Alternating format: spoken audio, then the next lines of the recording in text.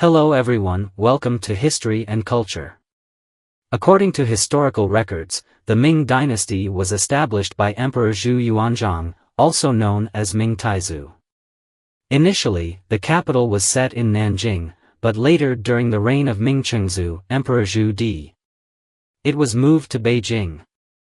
The Ming Dynasty lasted for 276 years, through the rule of 16 emperors. During the early years of the Ming Dynasty, the country went through a series of politically stable and economically prosperous periods, such as the Hongwu era, the Yongle era, and the Renchuan era. This phase marked a period of recovery and rapid development of the national economy and society, representing the peak of the Ming Dynasty. However, in 1449, the Tumu crisis occurred, marking the beginning of the mid-Ming period. From this point onward, the political administration entered a prolonged period of stability. But many internal and external conflicts grew more complex, including the increasing power of eunuchs and frequent power struggles among high-ranking officials. Meanwhile, the Mongols in the north and pirate forces posed an increasing threat to the borders of the Ming Dynasty. By the mid-Jiaqing period, calls for reforms in the Ming Dynasty grew louder. But these efforts were accompanied by severe political corruption and a wave of peasant uprisings. At the same time, the Jurchen people in the northeast rose to power, establishing the later Jin, which gradually became a growing threat to the Ming. In 1582, after Zhu Yijuan ascended the throne and began to govern, the later years of the Ming Dynasty began. Due to political corruption, rising taxes, and increasing social unrest, peasant uprisings erupted. Ultimately, in 1644, Li Zicheng's peasant army captured Beijing, and the last emperor of the Ming Dynasty, Zhu Yujian, hanged himself in the palace, marking the fall of the Ming Dynasty. The Qing Dynasty then entered Beijing and established a new regime. In terms of territory, the Ming Dynasty once had a vast empire, encompassing most of the territory of present-day China. The Ming Dynasty was one of the periods in Chinese history with the most centralized monarchy. Early on, the prime minister system was abolished, and the secret police organization, Changwei, was established, greatly enhancing central authority. However, this also set the stage for the later dominance of eunuchs in the government. Regarding ethnic policies, the Ming Dynasty strengthened the unity and consolidation of the multi-ethnic state. Economically, the Ming period saw flourishing handicrafts and commerce, rapid development of cities and markets, and the early emergence of capitalist tendencies.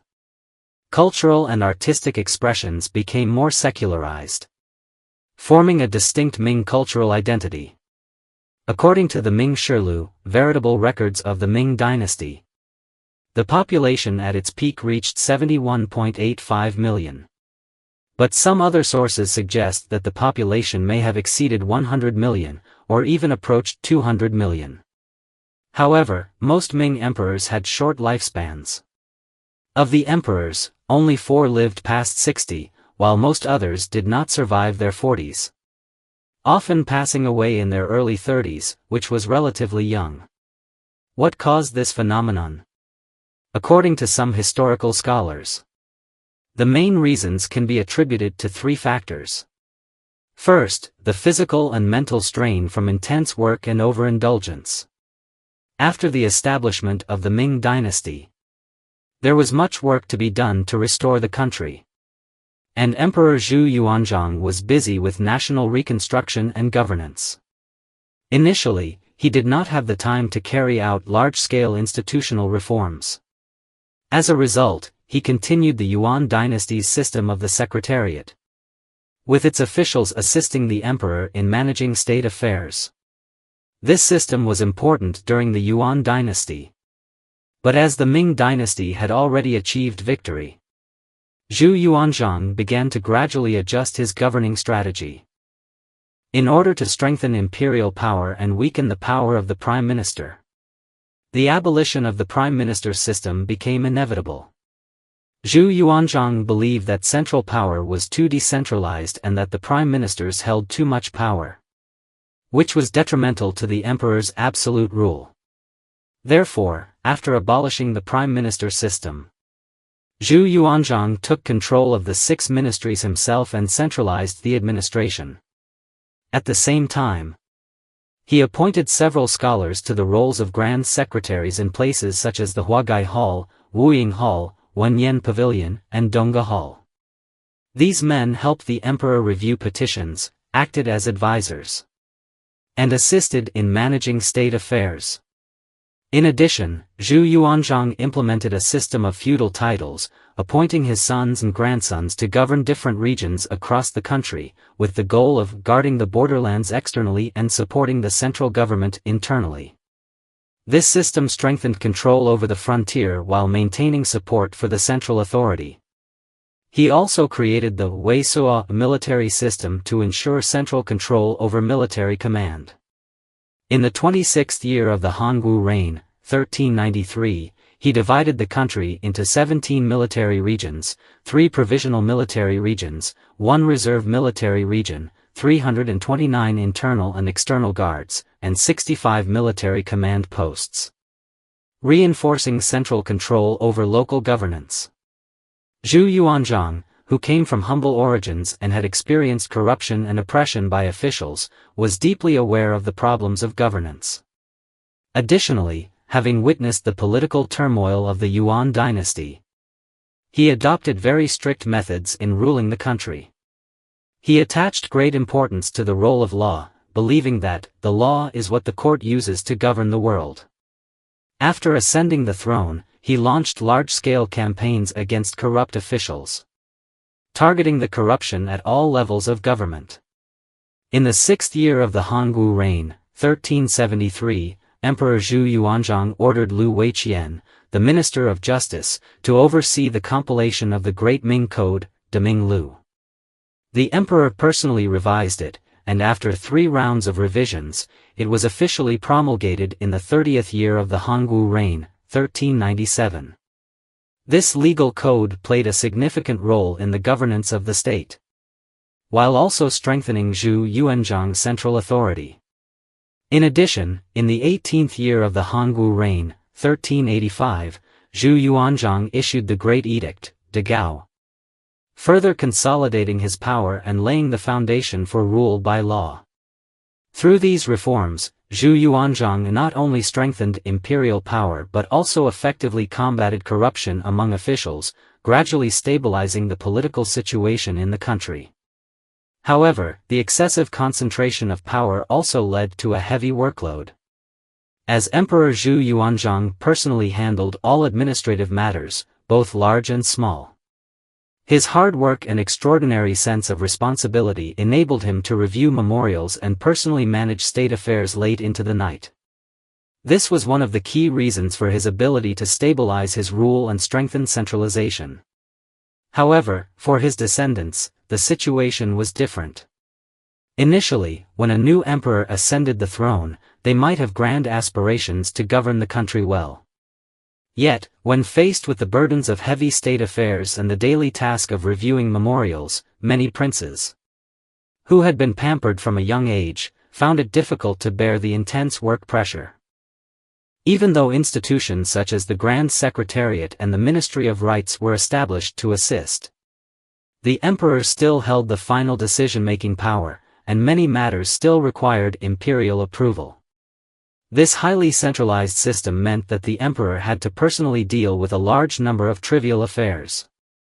The long periods of high pressure and stress placed enormous physical and mental burdens on them. In such an environment, some emperors found it difficult to endure the constant workload and began to seek ways to relax. As a result, they often indulged in pleasures, enjoying luxurious lifestyles, and indulging in wine and women. Compared to the tedious administrative work, this kind of life was much easier and more enjoyable. Over time, this excessive indulgence led to the emperor's bodies weakening, and their health deteriorated. As a result, some emperors died young due to their declining health, which was a natural outcome. Another factor was the use of elixirs in the pursuit of immortality. Seeking immortality was a common trait among emperors throughout history. No one wanted to die. Especially the emperor, who held the greatest power in the nation. The most common way to pursue immortality was through the consumption of elixirs of life. Ming emperors, being highly respectful of Taoism, had a particularly high demand for these elixirs, which often contained excessive amounts of heavy metals, especially mercury.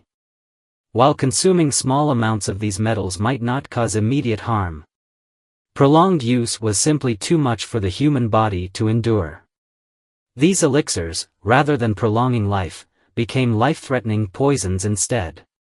As the method for the royal family's quest for immortality was highly confidential, it was rarely recorded in historical texts, and we can only find a few scattered mentions of it. The third factor was the limitations of medical knowledge. Though medicine had developed somewhat during the Ming Dynasty, it still lagged far behind modern standards. And many advanced medical practices had been lost over time due to the conservative nature of ancient traditions. This resulted in the level of medicine practiced by the Ming court being almost the same as that of previous dynasties, and in some cases even inferior. In ancient times, medical knowledge was rudimentary, and what we now consider minor illnesses were often life-threatening.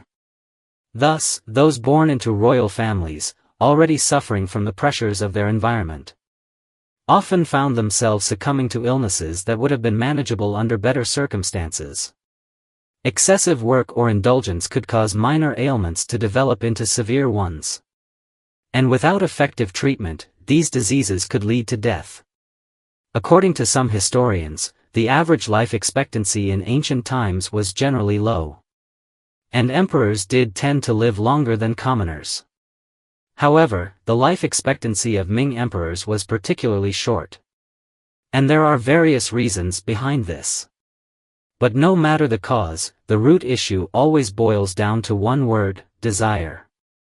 For emperors, diligently managing state affairs was often driven by a strong desire for power, indulgence in pleasures was driven by the desire for luxury and enjoyment, and the pursuit of immortality through elixirs reflected a desire for eternal life. These desires often led emperors to overexert their bodies and deplete their energy. Perhaps if they had let go of some of these obsessions and desires, they might have enjoyed a longer life. This is the History and Culture channel. Liking and subscribing are the greatest help and support to us. Thank you everyone, and see you in the next time.